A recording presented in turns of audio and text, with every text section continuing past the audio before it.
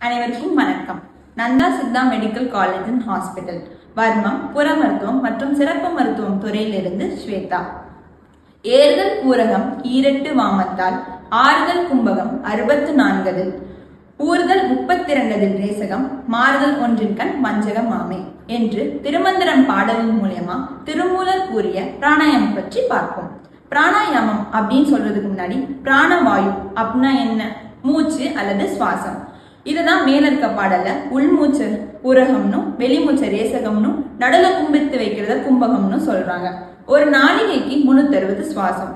அப்போ ஒரு நாளிகைனா 24 நிமிடம். ஒரு நாளைக்கு 60 நாளிகை. சோ ஒரு நாளைக்கு 21,600 சுவாசம் எடுக்கிறோம். அதுல 14,400 சுவாசம் உள்ள யூஸ் பண்ணிக்கிறோம். மீதி இருக்க 7,200 சுவாசம் வெளிமூச்சின் வழியாக வீணா செல்கிறது. அந்த வீணா செல்கிற மூச்சை தான் மூச்சு பயிற்சியின் மூலமா நம்ம உடல்ல சேர்க்கலாம். சரி, இந்த பிராணாயாமம் செய்யறதுனால என்ன பயன்? இதனால உடல் கர்ப்பமாகும். அதாவது உடல் அழியாம காத்துக்கலாம்.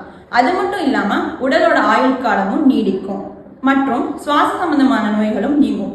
எனவே அனைவரும் பிராணாயாமம் பயிற்சி செய்து மன மகிழ்ச்சியுடனும் உடல் அழகுடனும் சுறுசுறுப்புடனும் இருங்கள். நன்றி.